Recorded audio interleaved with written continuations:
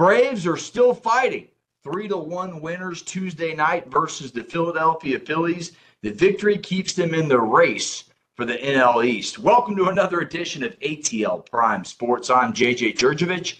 Joining me this evening is Larry Gardner up in beautiful Adairsville, Georgia, and our fabulous producer, Wayne Ridenauer, in wonderful Memphis, Tennessee. You can catch us all at ATL Prime Sports on Facebook, Instagram, X, YouTube, and of course, Apple and Spotify. Our personal X's or Twitters at JJ Get You One for myself, at RWY Junior for Wayne, at LG for Real Though for Larry Garner, and of course at Corder Todd for TC Todd Corder, who is out with some family this evening.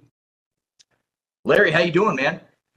Man, everything is well up here in Northwest Georgia. We just come out of a good homestand in Rome against the Asheville Tourists, where we had some weather issues. Football season is underway, so we had some crazy 2- and 3-day contests due to weather storms and postponement. So this is the busy time of year, and I'm loving it. It is getting toward the end of baseball, the beginning of football, so it is the absolute most wonderful time of the year. So everything's well, sir, man. I appreciate you asking. How about you? Man, I'm doing well. Not as well as Denver Broncos rookie quarterback Bo Nix, though, as he was named the quarterback one earlier Wednesday afternoon. When he takes the first snap September 8th versus Seattle, in Seattle, he will be the first rookie quarterback to start for the Denver Broncos since 1983, and that name might ring a bell. Old John Elway. Yep. So doing well, but not as well as Bo Nix. But, yeah, it is busy. I got my 4 games scheduled for the SIAC.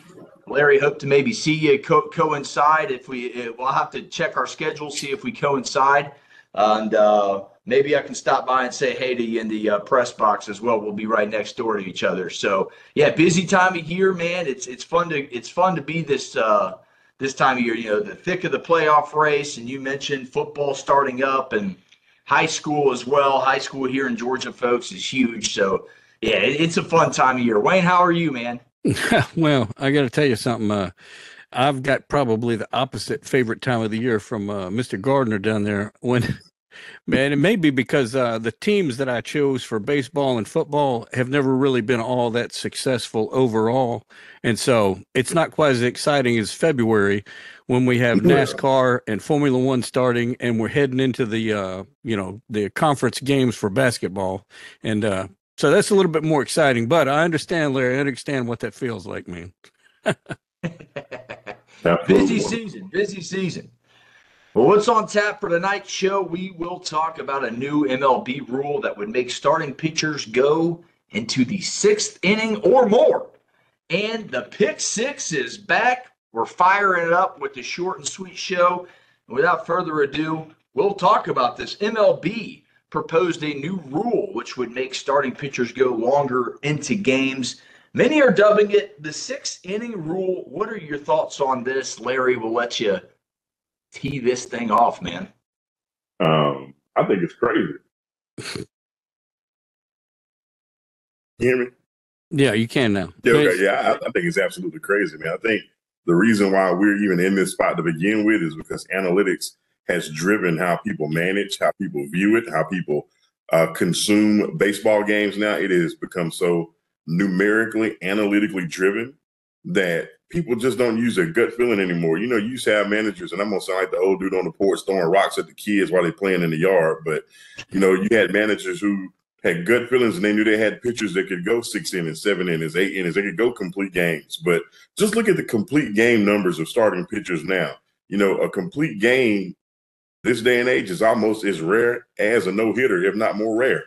You know, and it's sad that it's gotten to this point. But conversely, pitchers, not even pitchers, but managers are forced to have to manage pitching loads like basketball players have load management. You know how basketball players won't play certain games and they won't go the whole 82-game season. Yeah. So the coaches have to give them, quote unquote, load management. The rule to me is basically what that is in the NBA. It is essentially saying, look, you got to go at least this much because you're a starting pitcher and you should go there. There's no reason why you shouldn't be able to go at least 6 innings and throw at least 90 pitches. Yeah, I'm with you. I'm on the fence on this rule. I don't know enough about it yet because I haven't seen it in place at all at any level. It's just proposed. But the theory of the rule, the theory sounds good because it seems that MLB wants pitchers to have more command and control rather than speed, velocity, and injury. So the theory's there. I like that. But I'm with you, Larry. I think it sounds a little crazy to put guarantees on pitchers. The two main goals of this rule, though, and I'm going to spin it on a positive. Again, I don't like the rule up front, but I didn't like the pitch clock rule, and it turned out to love that bad boy. So the two main goals of this rule to me, to reduce injury to pitchers and obviously restore the prestige of the starting pitcher, because over the last, 10 years, excuse me, the starting pitcher average innings has dropped significantly. In 2014, it was, 5.97 innings, so just under the 6th inning threshold. And right now, today, it's dropped pretty significant, almost a half inning. So pitchers are right at 5.25 innings. And down in AAA, you're seeing it even more. Starting pitchers are only going 4.3 innings, which is basically 4 1/3. So I like the theory. I like what they're trying. They're talking about this because you saw the Striders, the Alcantaras, the Justin Verlanders, the Groms, the Scherzers, all the way down the line. It seems like every team, Glasnow right now, out west, Kershaw's in and out. You've had so many injuries to arms. I feel like MLB is trying to do something to combat that. There are what's the word I'm looking for? There are Exceptions. Exceptions. Thank you. Brain cramp. Thank you, Larry. The MLB is already acknowledging that adding a rule like this wouldn't be as simple as forcing starters to go 6 innings. The exceptions would be 100-plus pitches before the 6th inning, gives up 4+ earned runs, or an injury with a required stint to the injury list to prevent faking it, basically, is what they're saying. So it would take a few years to implement this. So I'm with you, Larry. I think it's crazy. I think what we need to do is just cut out some of the analytics, as you mentioned, and just start, hey, this guy's good at baseball. Derek Jeter talked about that. He said, we throw too much analytics into this game to where you say, hey, this guy's pretty good at baseball. Well, the analytics say he's not going to fit in our system. Well, I think I'm Derek Jeter. I'm a pretty good baseball player, and I think he'd be a pretty good ball player. And he basically said that's kind of one of the reasons he left the Marlins is the analytics in games. So I think you're right, Larry. I think this is getting to be an analytics department where they're just trying to figure out ways now to prevent injuries now that they've got these guys throwing 155 miles an hour, it seems like. Yeah, it even goes even deeper than that. You talked about the minor league level. I can tell you from firsthand experience, most minor league managers, whether it's single A or double A, it's not even the amount of innings, it's a pitch number. Once they usually get between 80 and 90 pitches, no matter where they are in the game, they're going to get pulled. So I get that, and I understand you don't want to overthrow your guys, but the problem then becomes, A, what is your skill level that you can't get out of 4 or 5 innings within 90 pitches? B, are we so driven on velocity and speed that we have forgotten the pure mechanics on what it takes to pitch a baseball? And then you look back in those early days, and like again, going back to the olders, but Sandy Koufax was not an overwhelming guy, but he pitched complete game after complete game after complete game. You look at Tom Seaver. Not the strongest looking guy ever, but complete game after complete game after complete game. And you can go all the way up to guys who were fireballers, your Bob Gibsons and your Nolan Ryans. We always think about untouchable records again. I don't think you'll ever see a 300 inning pitcher in a game. In a season, I think those days are gone. I honestly think they're gone because notice how Major League Baseball brought the light to it once Ohtani went down with the Tommy John. So when your money factor got hit and your cash cow got hit, now it's a big issue. Yeah. People have been having Tommy John surgeries since the dude invented it up until now. But it wasn't until Ohtani, which was your cash cow, got hurt with it. Oh, we got to figure out something to protect these pitchers. Patootie. You got to have a manager in place that knows the guy. Knows if Max Fried's on the mound and he's in a groove, keep him in there. If he's going 1, 2, 3, pure contact, getting him out, let him keep going. You know when you need to have a conversation with your guy that's on the mound. You know when he's starting to lose like velocity when he's about to run. It's just like your car. You don't have to know that the car is on E to know you're about to run out of gas. And your pitcher is the same way. You can see when they're running out of gas, have enough common sense to get your bullpen ready and going about it. I think it's just another rule. I think this is going to be in the way. Just let your managers manage and let everything else play out the way it needs to play out. Yeah, I agree 100% with that take, Larry. I think it's going to take a GM and president of baseball operations and an owner just going, hey, let's get back to what we think. Does that guy, our scouts, they're on the ground. They said that guy can play baseball. I trust him. Our analytics guy says he's okay and he's not going to be as good as the next guy. But I'll take a chance because our scouts say it. And you develop the guy, you develop mechanics, you develop technique, and I also think another thing here, this goes back, Todd. I wish Todd was on tonight. He would agree with it. I think this goes all the way down to Little League too, and how much these coaches are pitching Little League, travel ball, on up. I think that matters, and they're trying to put a cap on all this. And that's a whole other discussion for a different day because otherwise we'd be on this for 30 minutes. But, yeah, I'm with you, Larry. I think it's going to take a manager and a GM that go, look, we're going to get guys that are mechanically sound pitching who can go 100 pitches, and hopefully that's into the 7th, 8th, or maybe even 9th inning with the 100 pitches. So we'll excuse me, we'll see moving forward. But it is just a proposed rule. I hope it never comes to fruition. But we will see. Wayne, what are your thoughts real quick on this proposed rule?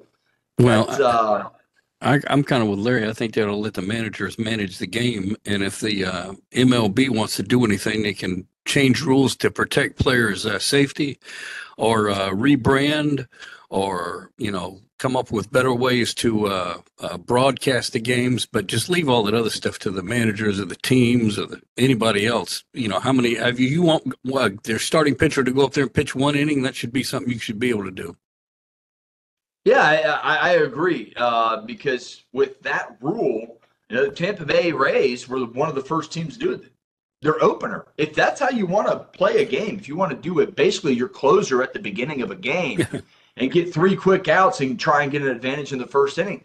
See, I'm all for that, and that's a managerial thing. So we're all in agreement. I think the rule's a little crazy, and it will take time to get there if it ever does. I hope it doesn't, and time will tell. Larry, Wayne, any final thoughts on the MLB proposed rule change? We're good. We'll move forward. It's Pick 6 time. We told you Pick short and 6. sweet, listeners. Again, if you like the content, please give us a like and a subscribe. YouTube, Apple, Spotify, of course, at ATL Prime Sports across the board on social medias. And let's go ahead and get into it, guys. It's the first Pick 6 of the year. It's kind of a weak Pick 6, not going to lie. It's not weak. It's just weird. We want to get started with Georgia Tech, Florida State. Had to get started with it. I mean, local game, Dublin, Ireland. Had to get started, right, fellas? Oh, absolutely. Absolutely. Hey, week 0 or week -0, whatever you want to call it. Football is still football. Right. That's right. Well, folks, if you're new to the show, our Pick 6, we pick 6 football games, NCAA and NFL, for the upcoming week. Spreads are from ESPNBet.com, and I think I'm going to try something new. I think I'm going to do the Wednesday spreads, because the Monday spreads either bite you or they either help you or hurt you really bad, because there's usually half a point difference between the 48 hours. So I think we're going to try and stick with Wednesday today. But yeah, 6 games, 6 different spreads, all from ESPN Bet. The first one up is number 10 Florida State versus the local Georgia Tech Yellow Jackets. FSU is 10.5-point favorites. The over-under in that game is at 55.5. And I do believe last I checked, that game moved up to a half a point at 56 total. It is Saturday noon Eastern Standard Time on ESPN in Aviva Stadium in Dublin, Ireland. Larry, tee it off, man. Your first pick of the year. What you got? I am going with Georgia Tech. Not just because I kind of work for him, but because Coach Key has done so much. And I'm going to give, you know what, I don't believe that DJU is going to be the dogged quarterback that Jordan Travis was for Florida State last year. I think he's just going to be a game manager that's going to just be plugged in and play and let Mike Norvell do what he does the best. He's probably, and I hate to even admit this as an avid Miami fan, but Coach Norvell is probably one of the top 3 play callers in college football, and he doesn't get enough credit for it. But I think Georgia Tech has done enough in this offseason to be able to put some things together to not win the game, but be able to cover the spread. So I'm going with Tech with my first pick of Big Six this year. I like it. Todd is going with FSU to cover overseas. He's thinking DJU is a 2-touchdown favorite in a competitive game. So Todd's got FSU covering. Wayne, what say you? I'm going to pick FSU to cover, but it's a little tough because I feel like I'm picking this game based on coaching, and I just feel like Norvell's a stronger coach. And plus, he used to be here in Memphis, so I got a little bit of lean on that. Hey, it's a pick six. It's early in the season. This week, we're not going to look back on it too much. But I'm going with Georgia Tech in the points as well. Larry, I'm with you. I think Brent Key, Buster Faulkner, Haynes King, this offense has a lot of momentum. Look, Florida State lost 13 players to the NFL last season. They're playing overseas in a conference game to open the season. To me, that screams starting slow out the gate. And I think Georgia Tech's going to be amped up for this one. And, they got a bunch of smart guys on the football team. I think they're going to handle their travel arrangements very well. I think they're going to be ready for this ball game. And nobody's giving them a chance in hell. And I think that goes in strong favor of the Yellow Jackets. Georgia Tech was 7-2 against the spread last year as underdogs.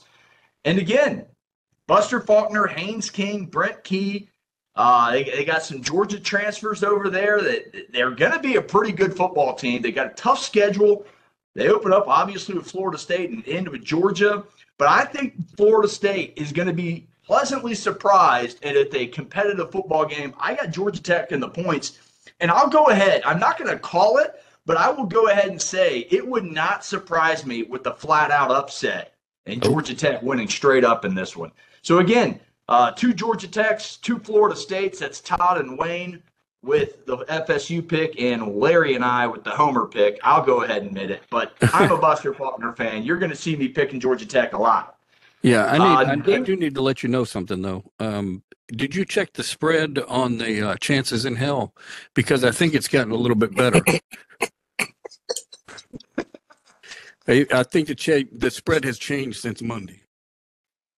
I'll have to check with the bookkeeper. Well, that's what happens when you get MLB executives down there. That's great. This is the game of the week. WEAK. It's Montana State at New Mexico, and the FCS Montana State team is 11.5-point favorites. The over/under in this one is 54.5. It's 4:00 p.m. on Fox Sports 1 at University Stadium in Albuquerque, New Mexico. I'll start this one off. Look, New Mexico head coach Bronco Mendenhall was back after a few seasons. The Lobos scored 327 points last year, which was the most they've scored since 2016. That's how bad this team was. Juwan Singletary, the center, transferred from Georgia. You may have heard that name before. So they got a pretty big anchor in their offensive line. They also got a running back transfer from Arizona State and Javen Jacobs.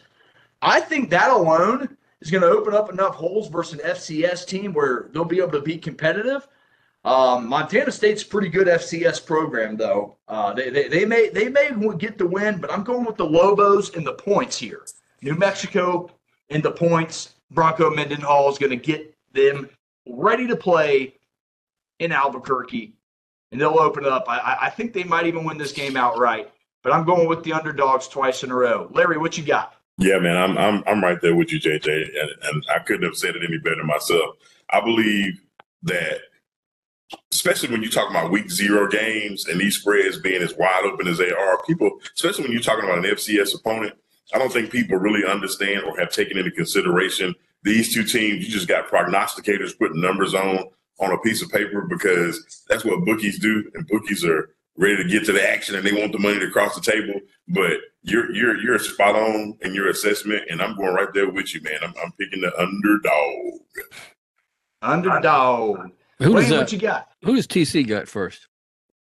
TC has New Mexico in the points. Yeah, well, I was going to go with that anyway, but mostly because it's kind of a home thing, and these points are way too big. And I know we hadn't mentioned it yet, but all these games here, I'm going under on all these over-unders because it's dumb. Yeah, they're really high to start out. The sports books love those high overs at the start.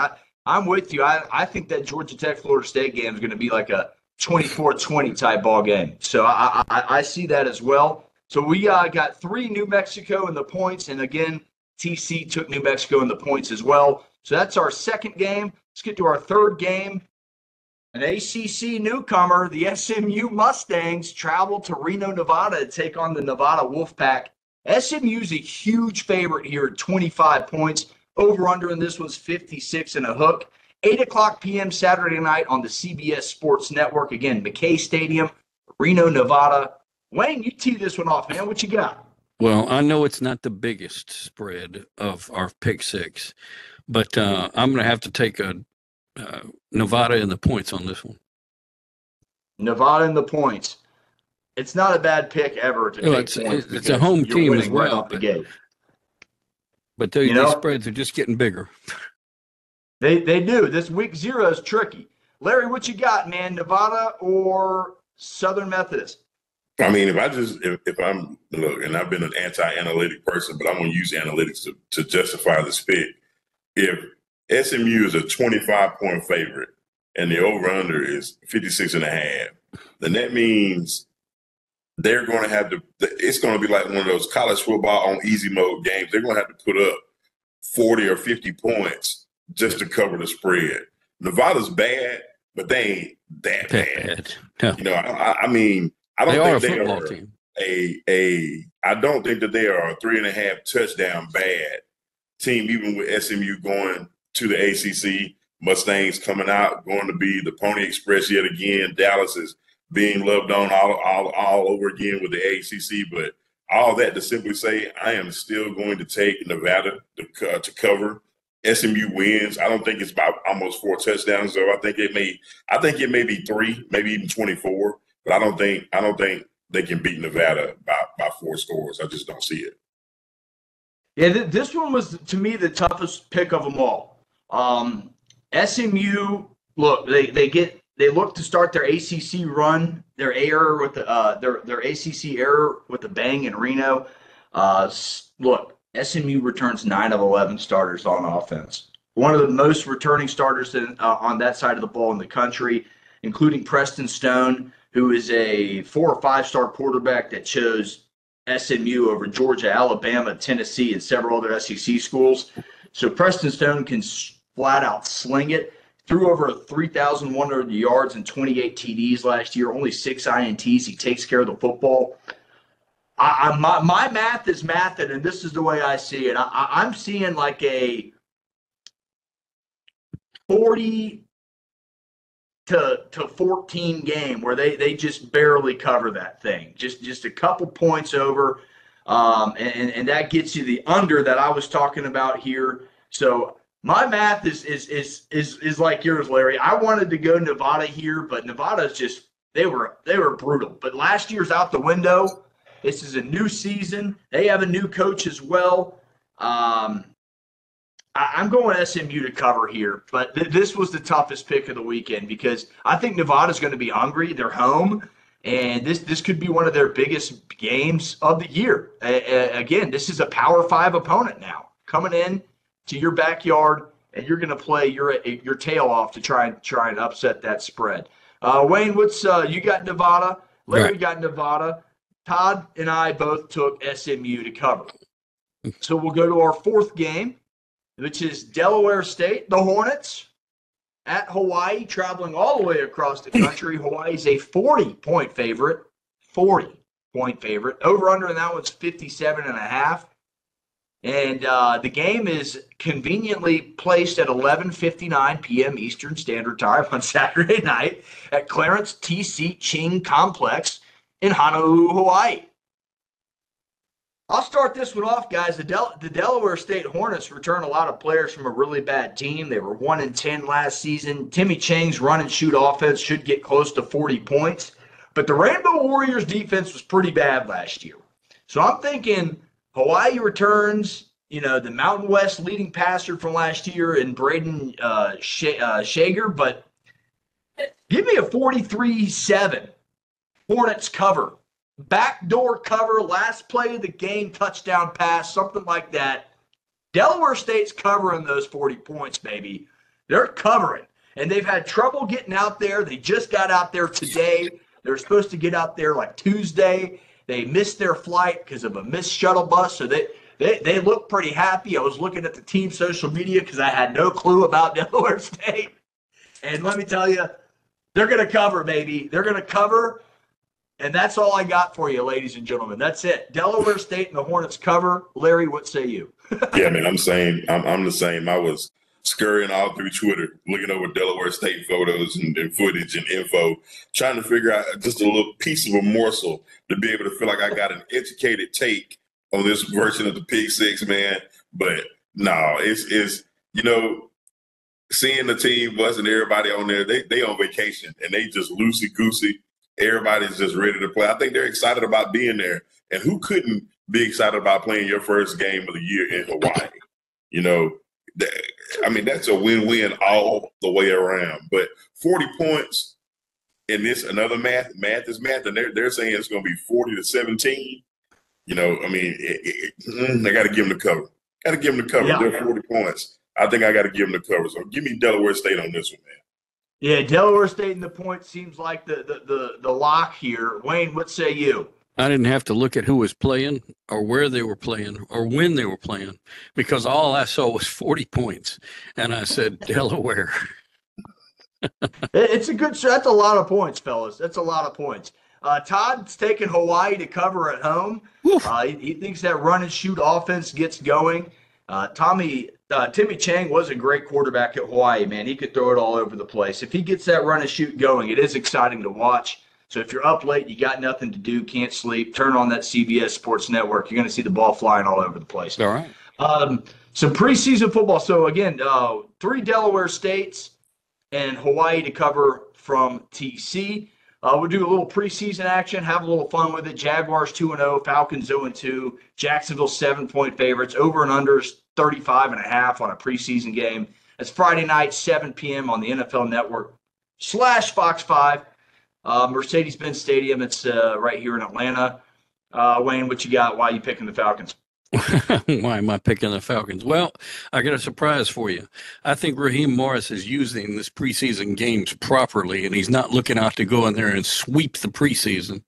I'm going to pick the Jaguars to cover on this one because I think the Jaguars feel like they have something to prove, and part of their winning season might be beating or winning the preseason. I don't know, but I'm picking Jaguars to cover on that one. And remember, it's preseason, so I'm not really going against Atlanta. No, I agree. And Atlanta usually doesn't win any preseason games. I in my life, I bet you they've won a handful of preseason games. Maybe not just your life, but all of us, I think they may have won 2, maybe 3 preseason games. It's pretty light. It's pretty light. Larry, what say you? I'm going with Jacksonville as well. Jacksonville plans on playing their starters at least 2 quarters, and if not some into the third, to get their reps in. Coach Ra has already said that he is not playing one starter, period. He's playing second and third stringers. He's not even going to play Michael Penix at all because he's seen enough to work in the joint practices and in his one preseason game that he doesn't need to see anything else. The coach Raheem Morris is looking to try to figure out who's going to fill out the depth pieces of this team. With that being said, you got a lot of young, hungry guys that's going to want to compete. But unfortunately, they're not going to be able to compete with the starting lineup that the Jacksonville Jaguars is going to put onto the field. So give me Jacksonville to cover, only because of the starters versus the hungry rookies and the practice team guys that's looking to just get on the field. Yeah, guys, it's really tough to choose a preseason ball game. Todd's going with the Falcons and the points. Golly, I'm going to go with the Falcons and the points. Simply, a blind squirrel finds a nut every now and then, right? So I'm going with Falcons and the points. And then the last preseason game, Dolphins, Bucks. Dolphins 2-0, Buccaneers 1-1. Tampa Bay's 3-point home favorites. Over-unders 38.5. Again, Friday night, 7:30, Raymond James Stadium, Tampa Bay, Florida. Wayne, what you got? Tampa Bay ain't what it used to be. And Miami, I think, is coming up. So I'm picking the Dolphins and the points. Dolphins plus the points. I like the pick. Larry, what say you, buddy? Yeah, Dolphins and the Bucks is kind of going to be like what the Jags and the Falcons are. Tampa's not playing nowhere near as many as their starters for long. Who think they're going to play about a series or two. Dolphins are going to play at least 2 quarters worth of their starters. I know Tua's got something to prove. Some comments came out about former head coach Brian Flores that he didn't give him the opportunity to be able to do what he needs to do. It's kind of what I call a passive-aggressive backhanded compliment, and I think Miami is really going to have something to prove as well this year. It's a preseason game. I think they just want to make sure they get out of Tampa with no injuries, and I think that's everybody's, philosophy when you get to this level of the preseason and you got 2 weeks before week 1. I'm still going to take Miami to cover. I think they're going to win by 4, and bettors are going to hate it. But the Dolphins are one of my teams, one of my sleeper teams to make a deep run in the playoffs this season. Dolphins are good. I like Coach McDaniel as well. I got Dolphins in the points. TC's got the Bucks to cover. That wraps up our pick 6. I like the Dolphins for much of the same reasons you both said. I think they're going to play their starters a little bit. And I think McDaniels is one of the coaches that likes to knock the dust off with the dust off the cover, they say, right before the season. And I think you'll see the first run back from an NFL kickoff this week, some preseason. I think someone's going to put together their true return package for a kickoff return. I think someone's going to take it to the house. Don't know which game, but I'm going to call it. I think 1 or 2 teams do it. That wraps it up. Again, 3 Dolphins in the points. Todd's got the Bucks to cover. That wraps up our first pick 6 of the year. Let's get to our final thought. Larry, tee it up, man. I did not get to join you guys last week, but the Atlanta Falcons have made the ultimate statement within a 24-hour period. They add Matthew Judon. They add Justin Simmons, 2 All-Pros within a 24-hour period. Coach Ra, let my guy Terry Fontenot cook. They are sending a message, whether the rest of the league wants to believe it or not. With the addition of Kirk Cousins, it is Super Bowl or bust.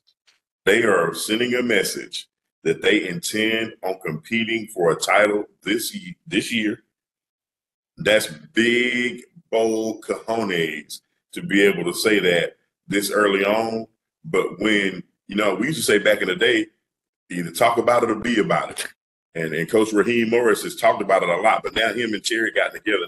Between the draft and free agency and now early on here in the preseason, they have showed the league that when you come to Mercedes-Benz, son, you better pack a lunch because it's going to be a long day. I do believe the Falcons are an 11, maybe even a 12-win team this year.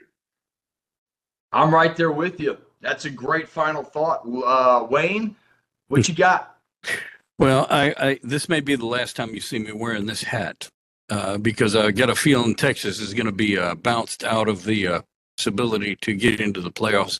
They're way outside the wild card, and even though their division is volatile, I don't see it happening. So I may be packing the football hats from here out. Yeah, 10 games back in the division, 10 games under 500 with just about 30 to play, 35 to play or so. They beat up on Pittsburgh today, but just barely. Yeah, it's tough to make up in a division where Seattle and Houston are both playing pretty good. Well, Seattle not so much the last 10 games, but Yeah. Seattle had a good 20-game stretch in the last couple of Houston. weeks. I think Houston felt embarrassed by last year, so they're trying to rub it on everybody. Verlander's back today as well, so Houston's making their typical late season run.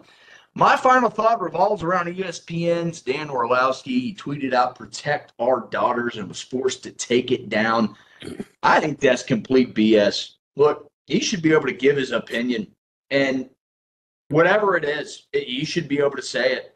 And your employer should either A, allow it to happen, or B, not say anything about it. Because at that organization over there at ESPN, there's been some other broadcasters, to keep it general, that have said, in my opinion, a lot worse things. And they didn't have to take down their tweets. So I think the double standard is played here, and that's what I call him BS on. Let the man have his opinion. If you're a girl dad and you feel like men should not be competing in women's sports and you say protect your daughters, I think that should be a valid point because it's a valid opinion. And that's my final thought, guys.